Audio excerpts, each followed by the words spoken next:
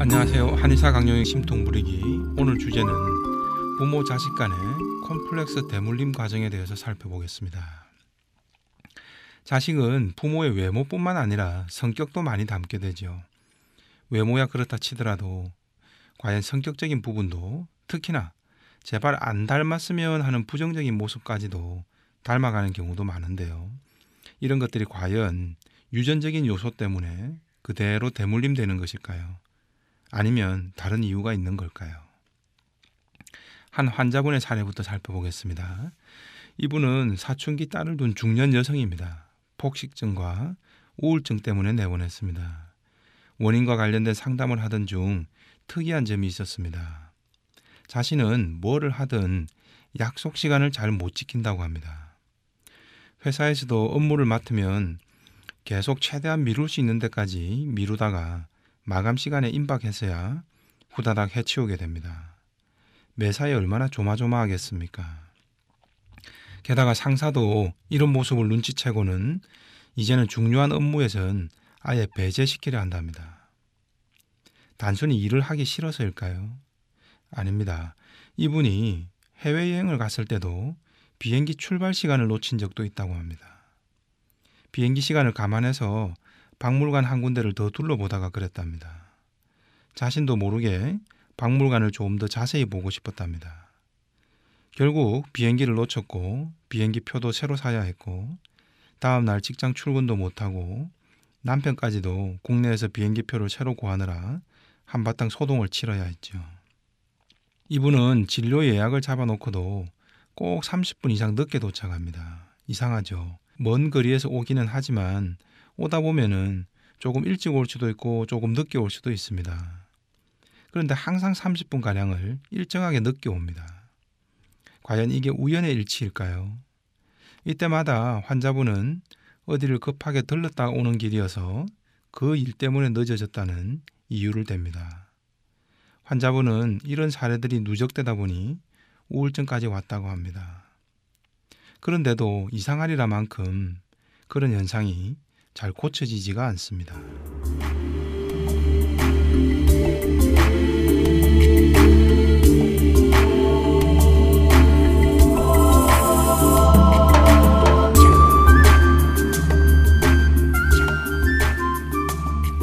인간의 모든 행동은 정신이 결정합니다. 이른바 정신결정론이라는 관점에서 보면 인간의 행동에 결코 우연이란 없습니다. 거의 매번 약속 시간에 늦는다는 것은 환자의 무의식이 만들어낸 고의에 의해서 비롯된 겁니다. 물론 자신의 무의식에 어떤 욕구가 존재하는지를 모르기에 환자 입장에서는 절대 고의라고는 못 느끼는 거죠. 하지만 인간의 모든 행동은 기본적으로 자기 이익과 관련된 무의식이 조종하게 됩니다. 약속 시간에 늦는 것도 결국은 자기 이익을 극대화시키려는 무의식에서 비롯되는 겁니다. 아니, 약속에 늦으면 평판도 안 좋아지고 비행기를 놓치는 것처럼 여러 가지 불이익을 당하는데 무슨 이익이 있을까라고 생각할 수도 있습니다. 물론 표면적으로는 드러나는 불이익이 분명 있지만 그럼에도 불구하고 행동이 반복된다는 것은 단순 일회성 실수가 아니라 무의식에서 계산된 그 무언가가 반드시 존재하는 것입니다. 때로는 물질적으로는 손해지만 정신적으로는 더 큰 이익이 있기 때문이죠. 이때는 내면에 어떤 좌절된 욕구가 존재하는가를 살펴봐야 합니다. 특히 어릴 때 좌절된 욕구가 심리적 상처로 고착되면 성인기에는 자신도 모르게 그를 보상받으려 하는데 올인을 합니다. 그게 삶의 추동이 됩니다. 예를 들면 어려서 경제적인 것에 너무 찌들렸고 궁색한 삶을 살다 보면 그 사람의 무의식에는 재물에 대해 흔히 말해 한이 맺히게 됩니다. 그래서 나중에 사회적으로 성공하게 되면 원 없이 한번 돈을 써보고 싶다라는 무의식 때문에 돈 씀씀이가 커지고 부적절한 경우도 있죠.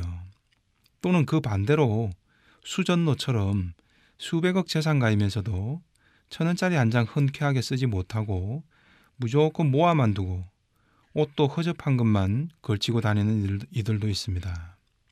배우자나 자식들이 아주 작은 돈을 쓰는 것에도 일일이 개입하고 인색해지는 경우도 있죠.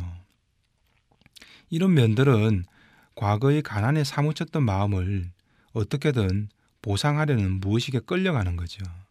이게 컴플렉스란 사실을 모르기 때문에 그냥 무의식에서 추동질 하는 대로 하면서도 대신 스스로는 물건이 꼭 필요해서 샀다거나 근검 절약해야 한다거나 그럴듯한 이유를 내세우게 됩니다.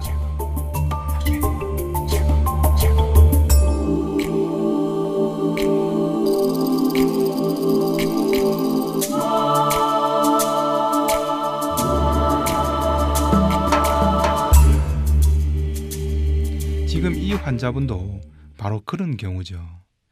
성장기에 엄마 하면 가장 먼저 떠오르는 단어가 바로 하지 마라 라고 합니다. 어릴 때 자신이 무언가를 하고 싶다고 하면 번번이 엄마는 하지 마라 하라며 자신의 욕구를 좌절시켜버린 거죠. 이게 무의식의 상처로 강하게 남아버린 겁니다.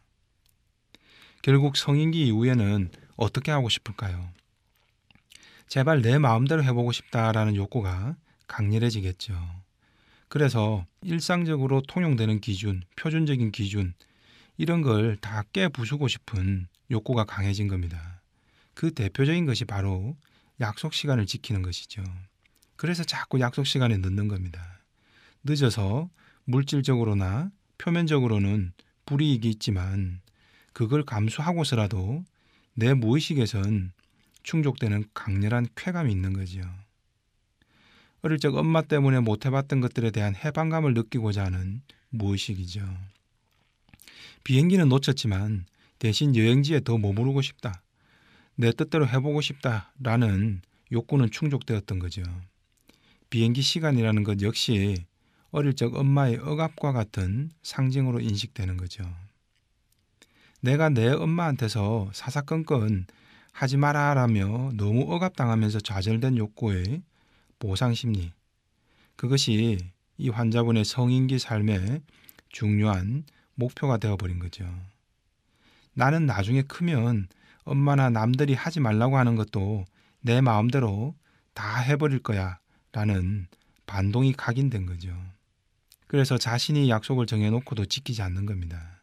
자신이 손해를 보지만 다른 한편에서 보면 내가 내 하고 싶은 대로 내질렀다는 만족감 혹은 쾌감이 무의식에서는 충족되는 것이죠. 그래서 계속 반복되어 왔던 겁니다. 남편을 배우자로 선택한 기준도 마찬가지였습니다.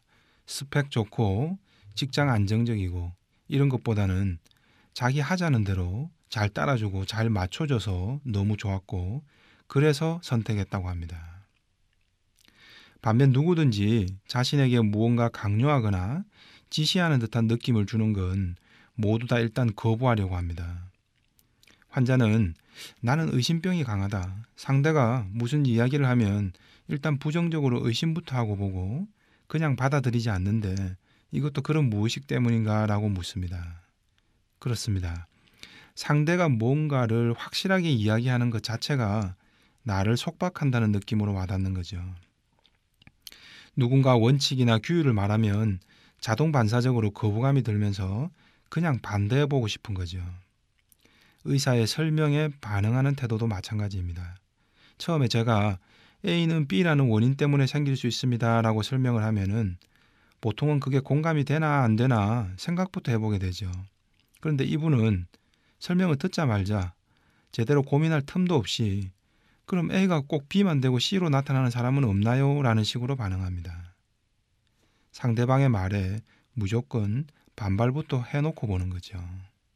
이처럼 하나부터 10까지 자신의 언행을 결정하던 삶의 기준들이 자신의 컴플렉스 한 가지에서 추동되고 있었던 거죠. 애초에는 엄마의 강요와 속박에서 벗어나고 싶었던 욕망이 지금은 엄마 대신 세상 규율, 그 모든 것에서 벗어나 내 마음대로 해보고 싶다는 것으로 고스란히 치환된 것입니다.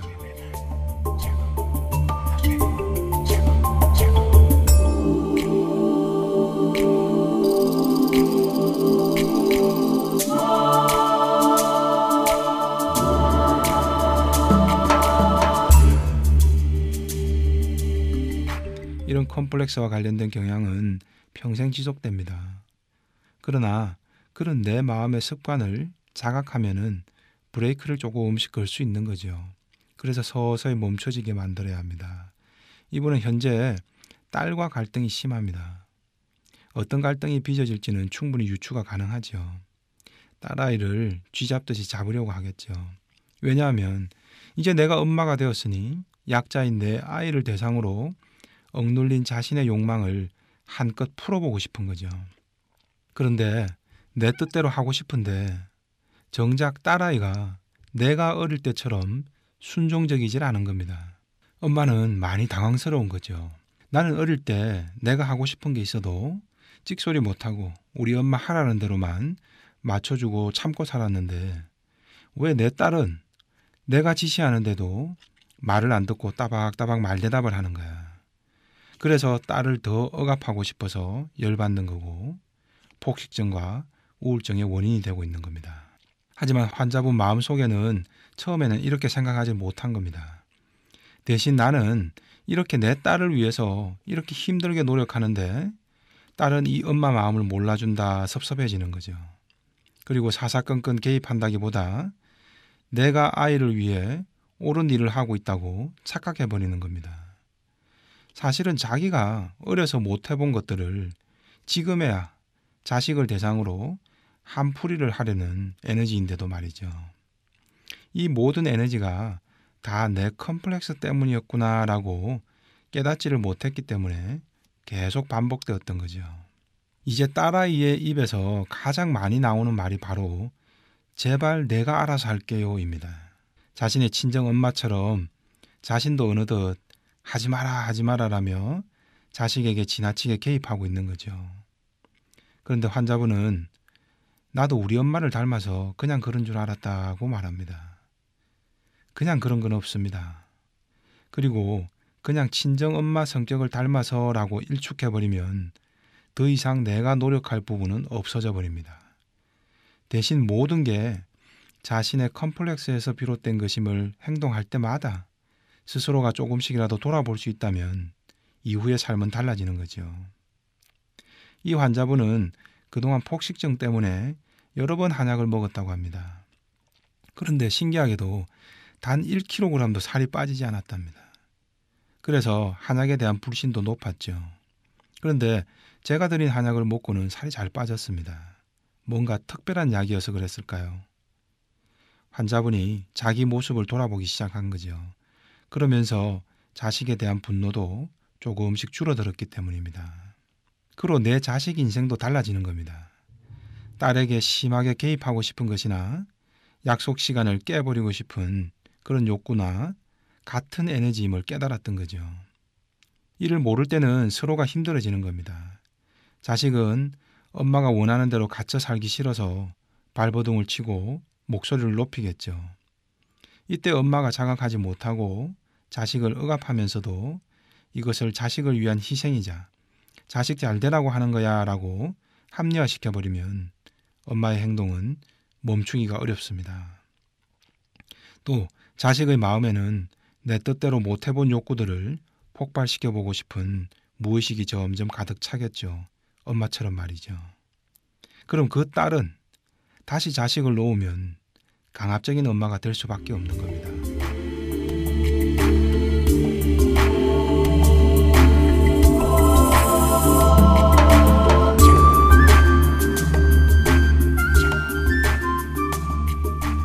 이런 걸 바로 칼 융이 인간의 죄가 3대에 걸쳐 전해진다고 말한 거죠. 그 연결고리를 지금 내가 끊어야 내 자식, 내 후손들이 동일한 어려움을 겪지 않게 됩니다. 자식을 바꾸려고 해서 갈등이 해소되는 것이 아닙니다. 엄마 자신이 과거에 어떤 이유로 인해서 지금의 가치 기준을 갖게 되었는지, 그리고 그런 가치 기준이 얼마나 치우친 것인지, 그럼에도 나는 얼마나 당연하고 옳다고 고집하며 살아왔는지를 돌아봐야 하는 겁니다. 집집마다 자식 때문에 못 살겠다며 하소연하시는 부모님들이 많습니다. 그러나 가장 먼저 돌아봐야 할 것은 사실은 자식의 못난 부분이 아니라 바로 부모 자신인 겁니다. 그래서 문제 부모는 있어도 문제아는 없다는 말은 100번 타당한 것이죠. 이상 한의사 강용혁의 심통부리기였습니다.